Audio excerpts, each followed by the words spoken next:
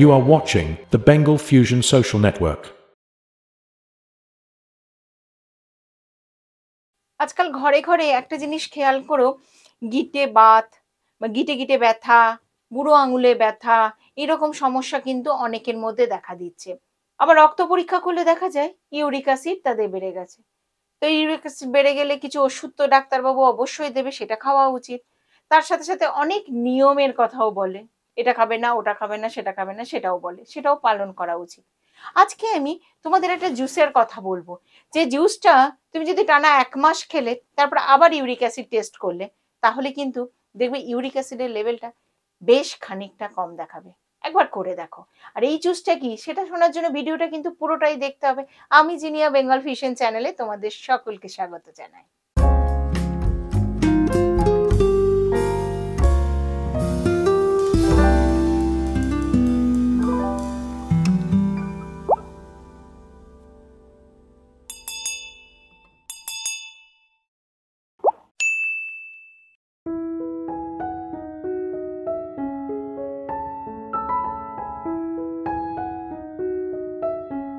মনে মনে ভাববে কিন্তু, বাবা এত সস্তার জিনিস বা ঘরের কাছে জিনিস, আমার বাড়ির কাছেই তো হয়, এই জুসটার এত গুণ? সত্যিই এত গুণ। পেঁপে, তোমরা অবাক হচ্ছ তাই তো? পেঁপে আমার অনেকে নাক সিটকাবে, বাবা আমার একদম পছন্দের খাবার নয়, আমি একদমই খাবো না, কিন্তু খেতে তো হবে, শরীর যদি খারাপ করে তাহলে খেতে হবে। আবার পেঁপেকে একটু সুস্বাদু করে বানালেও কিন্তু দারুণ লাগে, পেঁপে স্যালাডও কিন্তু খুব ভালো লাগে যদি সেটা ঠিকঠাক করে বানানো যায়। তবে আজকে আমি যেটা বলবো সেটা হলো পেঁপের জুসের কথাই বলবো। যদি তুমি জুসটা খেতে পারো, অন্ততপক্ষে 30 থেকে 40 ml মতো জুস যদি তুমি নিয়মিত খেতে পারো, তুমি ব্রেকফাস্টের আগে খেয়ে নিলে, একটু ওয়েট করলে, তারপর ব্রেকফাস্টটা করলে, সেই সময় খেতে পারো। আবার অনেক সময় অনেকে আবার বলে ব্রেকফাস্ট এবং লাঞ্চের যে মাঝখানে যে টাইমটা, সেখানটাতেও খেতে পারো। এই জুসটা টানা 1 মাস খেয়ে দেখো। যদি মনে করো 1 মাস না, আমি আরেকটু বেশি খাবো, খেয়ে দেখবো, তাহলে তুমি সেটাও করতে পারো, তারপর আরেকবার টেস্টটা করে নিও।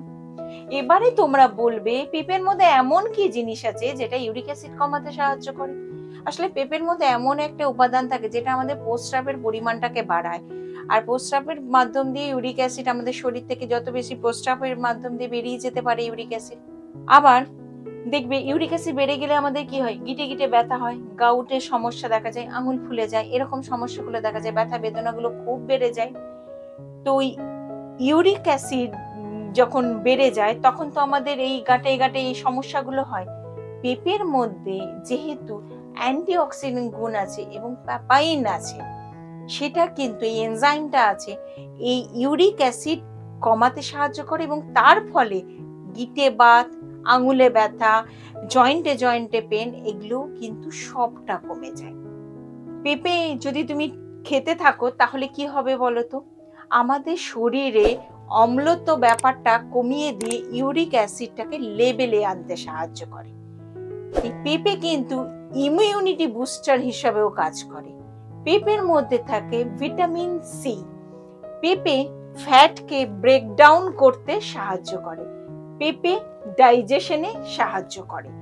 এর মধ্যে যে এনজাইমটা থাকে সেগুলো কিন্তু এতখানি কাজ আমাদের শরীরে করে।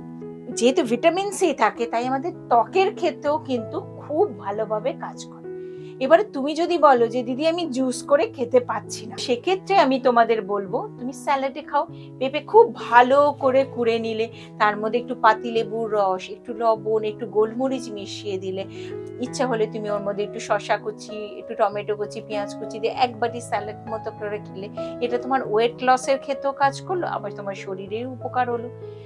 পেঁপে এরকম কুড়ে নিয়ে বা সেদ্ধ করে আটার মধ্যে মিশিয়ে তুমি রুটি করে খেলে, পেঁপের তরকারি করে খেলে, পেঁপে সেদ্ধ খেলে, বিভিন্ন ভাবে পেঁপেটাকে তুমি খেতে পারো।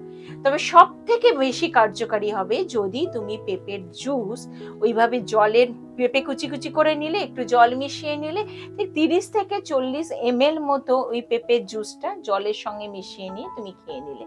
এটাতে কিন্তু ইউরিক অ্যাসিডের জন্য দুর্দান্ত কাজ করে, ঘরোয়া উপায়, ঘরোয়া টোটকা, এবং এটা অনেকেই জানা নেই এই টোটকাটা এবং এই সহজ পদ্ধতিটা। তাই যাদের ইউরিক অ্যাসিডের সমস্যা আছে অবশ্যই তারা দেখো, তার সাথে সাথে শেয়ার করতে কিন্তু ভুলো না। আর তোমরা কমেন্ট করো, তোমরা কমেন্ট না করলে আমরা বুঝবো কি করে যে তুমি আমার ভিডিও দেখছো, শেয়ার করছো, সকলের মধ্যে দিয়ে ছড়িয়ে দিচ্ছ। এই কারণে আমার গুরুত্বপূর্ণ ভিডিওগুলো কিন্তু দেখতে ভুল করো না। খুব ভালো থেকো। নমস্কার।